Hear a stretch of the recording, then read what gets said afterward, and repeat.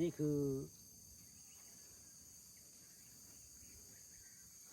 หนองไผ่ด้านอ่างเก็บน้ำหนองไผ่ด้านนี้อ่างเก็บน้ำบ้านหนองไผ่ละมองนี่เอิ้นว่า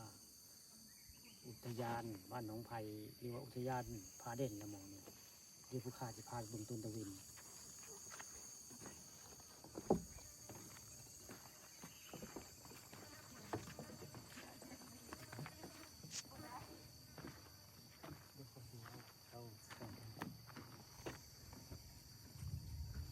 นี่ก็มาขึ้นสะพานได้ย่างสะพานมาเบิ่งตะวินได้ต้นตะวินต้นเดียวสะพานครับในพระเจ้าเฮ็ดย่างมาเบิ่งมาชมในต้นตะวินนี่มาฮอดต้นตะวินเนี่ยเรียกอะไรก็คักหมดได้เพราะว่าต้นตะวินนี่เจ้ามีเฮ็ดสะพานคักได้มองเที่ยวมองชมของเขตอุทยานผาเด่นเนาะนี่พระเจ้าเฮ็ดสะพานคักได้โรแมนติกได้ย่างมานี่มาเที่ยวชมมันคักมาแล้วแล้วก็เลี้ยวไปทางพุทธก็คักได้ผมเลี้ยวไปทางพุทธคักได้ที่ทัดที่คักได้มันเวิ้งว่างเลยง่ายมันเวิ้งว่างได้นี่แหละอุทยานบ้านหนองไผ่หรือว่าผาเด่นอันเดียวกันแหละอันนี้เดี๋ยวพุ่นก็จะเป็นต้นไม้ที่เวิ้งว่างแต่ต้นไม้ที่เป็นต้นไม้ได้ของเจ้าที่อุทยานเพิ่นนอนนะครับเจ้าสร้างไว้เนาะตรงนี้ก็เป็นภูเขาเนี่ยเป็นป่าเลยจะเป็นป่าไม้ภูเขาสวยงามว่าง่ายเด็กไปตะเวนได้ผูตะเวนกำลังสีตกได้ผูตะเวนสวยงามกำลังสีตกได้ที่ทัดคักคุณก็เป็นคนคือพายเรือได้ผูพระเจ้าพายเรือ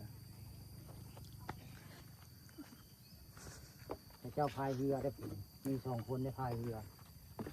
คาดว่าเป็นใช้บ้านน้องไผ่ได้คนพายเรือใช่เลยลงเรือพระเจ้าคาดว่าพระเจ้าหากินแบบธรรมชาติเนาะหากินแบบนี้แหละเจ้าโตได้โตเนาะอันคนอิจฉาบ้านเฮาพระเจ้าหา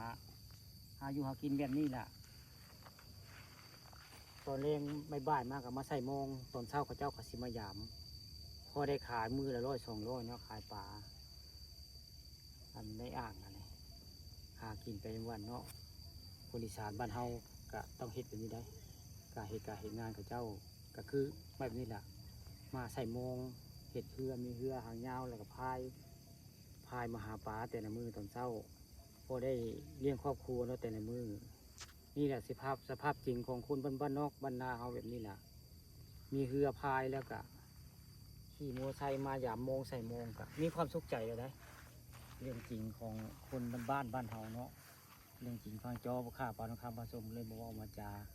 นี่แหละคืออ่างเก็บน้ำบ้านหนองไผ่มีความสวยงาม